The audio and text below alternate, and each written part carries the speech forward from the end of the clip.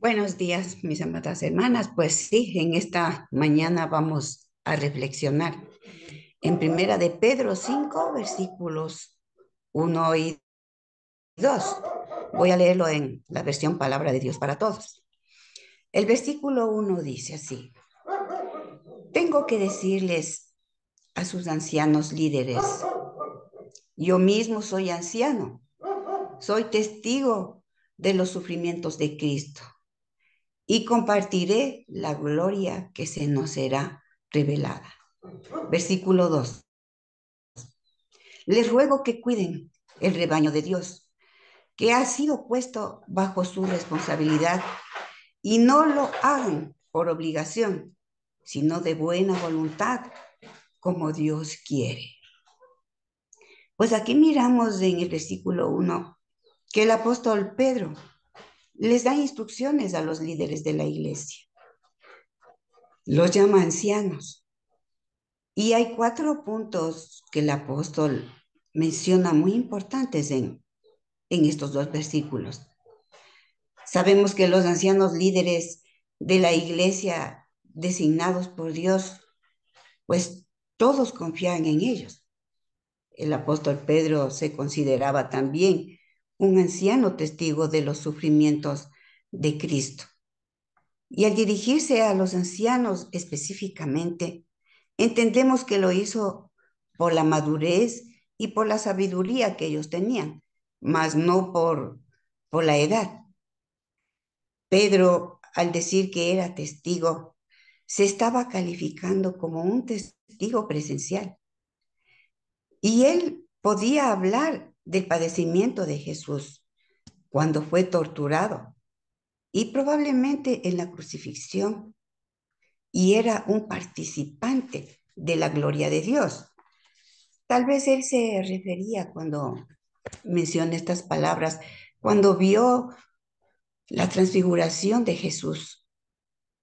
Él estaba con Cristo en el jardín. Él estaba cuando Jesús fue detenido. Y él estaba también en la sala del sumo sacerdote. Esto podemos mirarlo en Lucas 23, 40 y 43. Pues considerando que Pedro tal vez fue el testigo del padecimiento de Jesús en la cruz, el recordatorio de eso haría la exhortación a los ancianos mucho más poderosa. Es como si dijera: ustedes son líderes por los cuales Jesucristo sufrió y murió, pero yo lo vi sufrir. Pues, sin embargo, consideramos que muchos vieron a Jesús sufrir y no afectó en la manera que afectó a Pedro y a otros que miraron con fe este acontecimiento. Hubo miles que fueron testigos presenciales de los sufrimientos del Señor, quienes, sin embargo, no vieron el verdadero significado. Vieron al gran sufridor salpicarse de su propia sangre, pero nunca vieron sus heridas con fe. Miles vieron al Salvador morir, pero simplemente se regresaron por el camino a Jerusalén, y algunos de ellos golpeando sus pechos, pero ninguno creyendo en él. En el versículo 2, el apóstol Pedro dice que cuiden al rebaño. Este fue el primer aspecto del liderazgo. El apóstol Pedro parece haber recordado las 3 partes de la comisión de Jesús para él. Esto podemos leerlo en Juan 21, 15, 17. En ese pasaje, pues le dijo Jesús a Pedro que demostrara su amor por Jesús, alimentando y apacentando a sus ovejas. Pues, ¿qué entendemos por un pastor? Pues un pastor espiritual hace su trabajo en 2 maneras principales. El primero, El primer trabajo es alimentar a sus ovejas. Jesús enfatiza esto a Pedro. Podemos mirarlo en Juan 21, 15, 17. Otro aspecto del trabajo es atender a las ovejas, lo cual significa guiar, nutrir, cuidar al rebaño. La herramienta más importante para el pastor de la grey de Dios es un corazón como el corazón de Jesús. Uno que esté dispuesto a dar su vida por las ovejas y uno que se preocupe por ellas genuinamente y que esté interesado en ellas. Podemos mirarlo en Juan 10, 11, 14. Cuando dice cuidando de ellas, para el apóstol es un trabajo de ser un pastor. También podría ser entendido como si fuera un capataz. Esta palabra de liderazgo proviene a la iglesia de la cultura griega y se refiere a alguien que vela por alguien, como un manager, como un supervisor. Podemos mirar en los pasajes de Hechos 20-28, en Primera de Timoteo 3, 1 y 2 y en Tito 1, 7. Dice también, no por fuerza, sino voluntariamente. Un pastor no debía hacer su trabajo por fuerza, como si fuera forzados a hacer un trabajo que en realidad a lo mejor hasta odian, sino que deben servir a Dios y a su pueblo voluntariamente. Cuando un corazón que ama a las ovejas, que quiere servir, siempre va a estar dispuesto. Pues ninguno de los soldados de Dios son mercenarios u hombres presionados. Todos son voluntarios.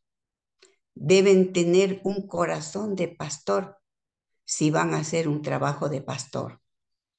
Cuando dice no por ganancias deshonestas, sino con ánimo pronto, nos da a entender que su trabajo, al estar al cuidado de la iglesia, debe ser sin interés, sin que le importe recibir compensación financiera. Un anciano puede recibir salario en ciertas circunstancias. Podemos mirarlo en Primera de Timoteo 5, 17 y 18. Pero no asume esta posición por la codicia al dinero, sino que su satisfacción sea más el de servir a Cristo. En el versículo 2 nos muestra cómo se debe hacer este cuidado. Debe ser de manera voluntaria, sin buscar obtener ganancias deshonestas. Es decir, no debe de tratar de ganar prestigio o beneficios personales a expensas de la iglesia. El cuidar del rebaño de Dios con ánimo pronto significa estar siempre preparados para servir y ayudar a los demás. No deben ser reacios o negligentes al cuidado, sino estar listos para actuar en cualquier momento, pues que se dé la situación con la iglesia. Esta exhortación del apóstol Pedro muestra que no solamente debemos preocuparnos por nuestra propia vida o intereses, sino también por los demás. Nosotras las mujeres también tenemos mucha responsabilidad en nuestros hogares, con nuestra familia, con nuestros hijos, con todos los que tenemos a nuestro alrededor. Y sobre todo, el mandato de Dios debe ser una prioridad en nuestras vidas. El cuidar al rebaño en Tito 2:4, nos exhorta a las ancianas a enseñar a las más jóvenes a amar a sus esposos y a sus hijos. Apacentar a la grey de Dios no es una tarea fácil, pero es una responsabilidad que Dios ha dejado a todos los creyentes. El llamado a estar siempre vigilantes y dispuestos a servir y proteger al rebaño. Se debe hacerlo con humildad y amor, sabiendo que estamos haciendo la voluntad de Dios en nuestras vidas, sin pensar solamente en nosotras, sino, como bien dice, en los demás. Pues que Dios sea bendiciendo nuestros hogares, a nuestros hijos, y que seamos unas servidoras fieles y creyentes en todo tiempo, en donde nos encontremos. Que Dios bendiga esta palabra en esta mañana y quede en nuestros corazones, mis amadas hermanas.